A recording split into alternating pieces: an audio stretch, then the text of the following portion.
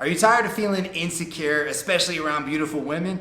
Well, today, we gonna fix that. What up, homie? My name's Dave, and I put out new videos every Friday to help you get the girls you want and achieve a high-value lifestyle. Now, before we get into the video, I need a quick favor for you. I am almost done with my brand new book to help you achieve an awesome lifestyle, and I need help picking a title. All you gotta do is hit the first link in the description and click on the title that you like the best. It takes 2 seconds to do, and it's gonna help me put out the best book I can for you so I can help you crush it. Anyway, I haven't always been a confident guy. Like a lot of you out there, I struggled a lot with insecurities, especially in my early 20s and my late teens. Today, I'm gonna show you the biggest things that killed my confidence and how I overcame them so you can do the same. Let's get into it. Hey, yo, the plan is to get high, to never see the lows. Pick all the right friends and never meet a fall. If I could make all my wrongs right, would show my enemies up alone. Like all of your drama kept me up all night. For a long time, I had a crippling fear of what other people thought of me. I think this stems back to my early years when all my friends were always older than me and I was the guy who got bullied. Because I always got picked on, I tried my hardest to not look stupid, which in school, especially middle school, led me to basically not talk to anybody and be super shy. When it came to college, I had a chance to reinvent myself, but I was still super worried about what other people think. Matter of fact, I can remember one time I was the rush chair of my fraternity, so it was my responsibility to bring in new recruits. One of the ways we did that was by throwing epic parties. So of course, one night I planned out and threw or tried to throw a big party that ended up kind of being a dud. It wasn't that bad, we just weren't able to get as many girls there as we wanted to. But I didn't want to be seen as a guy who didn't know how to throw a good party, so I was freaking out. I was going around the party frantically asking the other brothers, the other people there, if they were having a good time, if there was anything I could do to make it better. I was so afraid of what other people thought of me that I basically had a nervous breakdown at this party. I couldn't handle it. It wasn't just about throwing good parties though. I was also super worried about my career path. What would people think of that? What would people think if I tried something different? My worst nightmare is if I did try something different and it failed, everybody would look at me as a failure, I'd look really dumb, and I'd be back to square one. I'd say probably until I was about 21 or 22, my fear of judgment stopped me from pursuing opportunities as well as creating opportunities for myself. I was always seeking validation and trying to look cool to other people rather than doing the things that I actually wanted to do. So how did I get out of this? Well, some of you guys might know this story. Back in my early 20s, my mom got really sick. She was given basically a 2% chance to live from a doctor, and she fell into a coma. She had a really bad lung disease. And during that time, I realized, how short life is. And I basically stopped giving a fuck what other people thought of me. I just decided, you know what? I only got one shot at this thing. I'm gonna do it exactly the way I wanna do it. Fuck everybody else. Thankfully, my mom ended up getting a double lung transplant and pulling through. 8 years later, she's still alive. It's her birthday today, actually, so happy birthday, Mom. But yeah, that decision for me was so freeing because I think I realized that, sure, other people might have good intentions for you, but at the end of the day, it's on you to create the life that you want for yourself. Nobody else knows what you want or how you want to get it. You gotta do it for yourself. You gotta be your own hero. You gotta make it happen. So if you've been struggling with that fear of judgment as well, I encourage you and I recommend that you make that decision for yourself.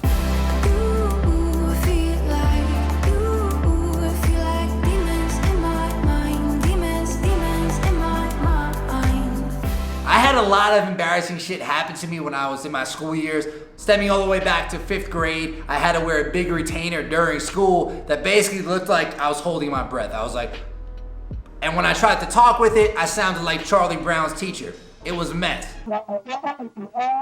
Yes, ma'am. But maybe even more embarrassing was the years of acne I suffered through when I was in middle school through my early high school years. Man, I was one of those dudes who always had pimples popping up on his face left and right. I remember I'd get into freestyle battles with guys on the bus to school, and one of the jokes everyone would use on me is like, pizza face. And as soon as I said that, the bus would go crazy and I would look really dumb. Luckily, my face cleared up through the years thanks to not being in the middle of puberty anymore, as well as things like teeth handling, as well as even like laser treatments. I still get the occasional breakout now and even sometimes in my early 20s though. The difference is now and in my early 20s, if I have the occasional pimple, I own it. Sure, it was annoying, but my day wouldn't be ruined if I had a pimple before a date or something, because I knew that, hey, if this girl doesn't like me because I have a random pimple on my face today, then this probably ain't gonna work out anyway. So yeah, it kind of came down to being more confident in myself as a man, knowing that I provide value to other people and to other women,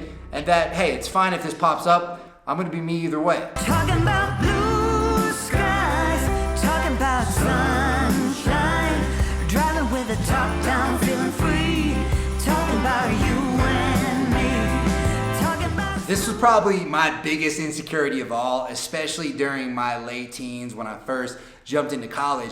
I remember hearing all these guys talking about how they've slept with so many girls, they have all this experience, and here I was coming in just having sex with one girl at that point who was my long-term girlfriend from high school. This feeling of being inexperienced made me feel super insecure in the bedroom too. I was worried that girls wouldn't like having sex with me, as well as even kissing. I thought that I'd be a bad kisser, girls wouldn't like it, and it'd be super embarrassing. So through a lot of my freshman year in college, I avoided a lot of intimate potential situations with girls because of those fears, and it definitely held me back. Matter of fact, I didn't end up sleeping with my second girl until I was a sophomore in college. Now I know a lot of you guys might relate to this feeling of being inexperienced too. I remember I had one student who was worried about his inexperience at 23 because he only slept with like 8 girls. A few things you gotta realize, and what I wish I realized at the time, is that for one, anytime a guy is bragging to you about how many girls he slept with, he's probably slept with a lot less. And second, it doesn't matter how much experience other guys have. Everybody progresses at their own rate. So if one guy slept with 100 girls and you've only slept with 3, all right, that's fine. You're still learning, you're making your way up. It doesn't mean he's any better or any worse than you. Y'all are both still on your journeys. Now, the big thing that helped me to get over this insecurity was getting more experience with women. Instead of shying away from those intimate experiences like I did in my freshman year, I just kind of threw myself in the fire my sophomore year and beyond, and decided, hey, I'm gonna have some embarrassing experiences. I'm gonna do my thing. I'm gonna see how it goes, and let's see what happens. Now, did some embarrassing things happen to me? Of course they did, but I also got way more experience with girls and got way more comfortable with them in the bedroom, which has helped me for years and years since. One thing to remember is even your worst sexual experiences are never gonna be that bad, and at the end of the day, they can make for funny stories you can tell in the future. So do your thing, collect more experiences, and you're gonna be okay, bro. I stumbled into greatness. Only logical conclusion is I fumble with the fakeness. But rumble, young man, rumble. Anything that doesn't kill you makes you stronger or more humble. Been digging through this tunnel, thinking why I'm patient. Never been. So I stuttered for years growing up. It was so bad that I had to go to speech therapy until I was in like 8th grade. Then for a long time, the problem sort of went away. It was solved, and I didn't have to worry about it. But then, as some of you guys remember, I had that really bad concussion about 2.5 years ago, and oddly enough, after that happened, my stutter came back a little bit. It was still subtle enough that most people wouldn't realize it or pick up on it, but there'd be times where I wanted to say a word and I legitimately couldn't say it. Like, I remember one time I was checking out at a store and the cashier asked for my email. Of course, I know what my own email is, but when she asked me for it, I paused. I couldn't say it. I knew what it was, but it just wouldn't come out. I felt like I was having a seizure or something, and it was moments like that that made me realize, okay, this is an issue. This is causing me to have insecurities throughout my conversations, and I gotta do something about it. So I did a little digging online. I found an online speech therapy company, and I started taking speech therapy once a week. Matter of fact, I even have this like fluency shaping page to remind me how to actually continue speaking well and to not have fuck ups in my speech. This has helped me a lot, and it's no longer really an issue for me anymore. I know a lot of you guys out there have speech issues too. You've had stuttering things in the past. I'd recommend doing this as well. But no matter what issue you're dealing with, try to figure out, all right, what's the fastest way I can solve this problem? How can I get help with this? Go do that thing, get that help. It's gonna make you feel better. It's gonna help you to be more confident and move on. Maybe it's weight loss, maybe it's stuttering, maybe it's acne, whatever it is, get a handle on it. New X, new X, new X, new X, new X on me right. New X. X, new X, new X, new X, new X on me right. I might spin it, I might spin it, I might spin it, So as soon as I got more into the online business world, I was exposed to people who made a lot of money. It was a whole new world of abundance that I hadn't even really seen before. So for years, a lot of my friends made a lot more money than me, and even though I've leveled things up, some of them still do. At first, this sparked a little bit of jealousy for me. Like, oh, this guy's only working 3 or 4 hours a week, but he's making tons of money while I'm putting in more work and not making nearly as much.